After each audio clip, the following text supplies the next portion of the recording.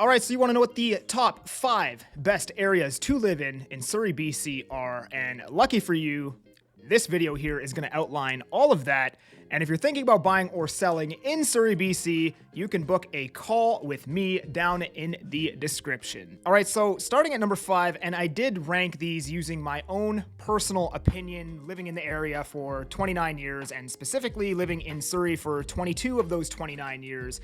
But this isn't objective facts. This is just my opinion. So number 5, we have Sullivan Station.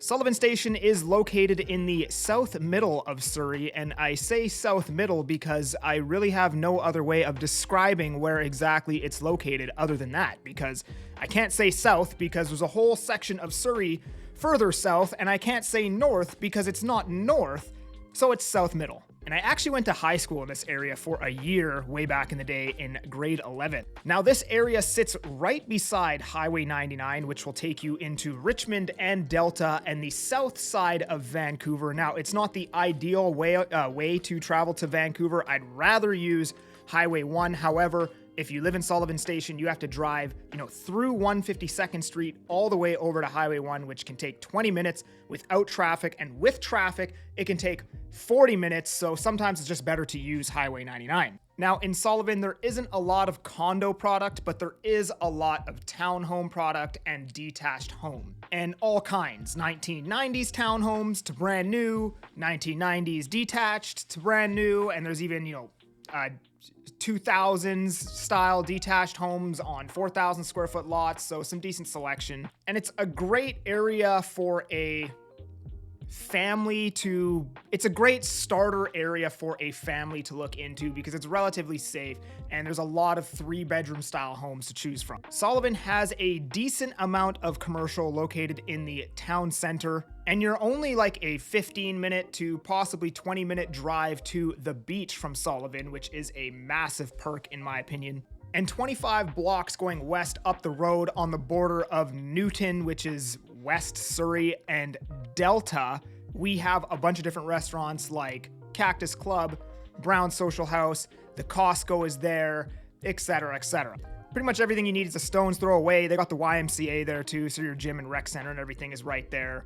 And, outdoor stuff, restaurants, you name it. The aggregate price of a home in Sullivan, aggregate meaning all home types, condos, townhomes, detached, all combined to form an average price, is $1.107 million. Number 4, we have Fleetwood. Now, I grew up in Fleetwood and I actually lived here for about 18 years, and Fleetwood today it looks a whole lot different than it did when I was a kid growing up in Fleetwood. It has developed exponentially since then and still has a ton more development coming to it. As an example, the SkyTrain extension will go right through the middle of Fleetwood from Surrey Central and all the way to Langley, which will obviously bring a lot more growth and density with it into the future. Fleetwood is located pretty much dead center of Surrey. Like, it's a little bit off center obviously, but I would say it's pretty much right in the middle of Surrey. Most of Fleetwood is a pretty new area. Like, pretty much everything in Fleetwood is post 1990. 1990s homes on 6,000 square foot lots, 1990s townhomes to current day townhomes. However, there isn't a lot of condo product in Fleetwood. They really only started adding condos to Fleetwood maybe 7-8 years ago, so there isn't much condo product, but tons of 1990s townhomes, 2000 townhomes, and starter like entry-level townhomes to choose from in this area. And now today, there's actually a lot of luxury detached areas in Fleetwood, which weren't really a thing when I was growing up there. So the overall perception of Fleetwood has even changed over the years. Like, now it's even becoming more of a prestigious sub area of Surrey. Fleetwood is one of the more accessible areas of Surrey. So you're, 15 minutes from the SkyTrain station if you wanted to go watch a Canucks game or go downtown clubbing or whatever it may be. You're also 10 minutes to Highway 1, which will get you to Vancouver from, once you get to the highway, it's like 30 minutes into Vancouver, so 40-minute drive. And you're like a 15-minute drive to Guildford Mall, which is a behemoth of a mall these days. It used to be a small little dinky mall like back when I was in high school. Now it's massive, futuristic, and has everything you need in your 15 minutes to Guildford Mall. And as well, you could also drive into Langley for even more amenities, like how we talked about in the Langley video. You got the Cactus Club, the Browns, the breweries, all that stuff is, you get on the highway and then in 15 minutes you are in Langley and you have all of those amenities. So there's actually not a lot of stuff in Fleetwood. Like Fleetwood itself doesn't have fine dining and stuff to do, but it's right in the middle of a bunch of other areas that have fine dining and stuff to do. And this is a good area to raise a family in. It's relatively safe. It's, decent schools, not amazing by any means, but definitely not bad. Aggregate price in Fleetwood, $1.188 million. Number 3, we have Fraser Heights. Now, Fraser Heights is a sub area that is the furthest north part of Surrey. Now, this area I had to include because it's one of the nicer areas in Surrey. However, I would say it's not very affordable. However, it would be if there was affordable product in this area. And what I mean by that is overall price per square foot isn't much different than Fleetwood or Guildford or any of these other areas, but it's because most of the homes in this area are higher end homes and there isn't a lot of townhomes or condos to choose from. It ends up being a more expensive area, but that's just because there hasn't been more affordable product built in that area, if that makes sense. But this is also what makes it a really nice, good, safe family neighborhood. Fraser Heights Secondary is a good school. I think there's maybe 2 condo buildings in all of Fraser Heights and maybe a couple townhome complexes. But again, it's very accessible because it's literally right along the highway. You're 10 minutes north of Fleetwood, so you have pretty much all the amenities that Fleetwood has.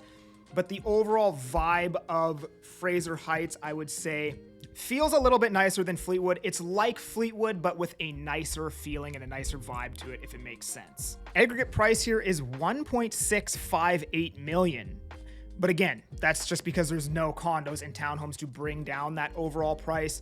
Like I said, a similar home in Fraser Heights that would be in Fleetwood. The Fraser Heights one is maybe a couple % more expensive, but they're pretty much the same price. Number 2, we have South Surrey. Now, I love South Surrey. I've always wanted to live in South Surrey. That's where I've always wanted to end up. And South Surrey is attached to White Rock, which is a whole nother municipality, but it's basically South Surrey. Now, within South Surrey, there's a whole bunch of sub areas, but if I were to break it down by sub area, probably like 3 or 4 of the areas in this video would all be South Surrey. So I just decided to combine every single sub area into just South Surrey for the purpose of this video, right? So for an example, in South Surrey, there's like Elgin, Chantrell, Ocean Park, Amble Green, Grandview Heights, Morgan Creek, etc. But South Surrey is absolutely beautiful. And in fact, it literally looks like a completely different city when you get into South Surrey in comparison to the rest of Surrey. It's right along the water.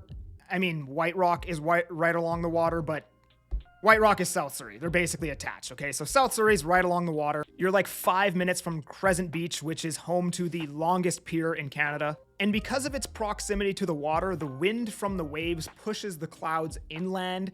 And the result of that is South Surrey gets about, I believe, 20 extra days of sun per year in comparison to like inland Surrey, Burnaby, Coquitlam, and all those other areas. Now, because of that, South Surrey is at a pricier price point. However, unlike Fraser Heights, there is a massive selection for homes to choose from. They got everything: older condos, newer condos, older townhomes, newer townhomes, 1970s detached homes on acre lots, 2023 detached homes on 3,000 square foot lots. South Surrey has every type of product, allowing you to buy at those more affordable price points and those more affordable entry-level price points. However, the price per square foot that you pay in South Surrey is roughly about 20% higher than the exact same product in North Surrey. So a 1990s townhome in South Surrey, in comparison to North Surrey, identical product, be about 20% more expensive in South Surrey. That being said, it's worth it to pay a premium for quality. It's an amazing area. It's beautiful. The vibe is great. The energy is amazing and very safe. The schools are great.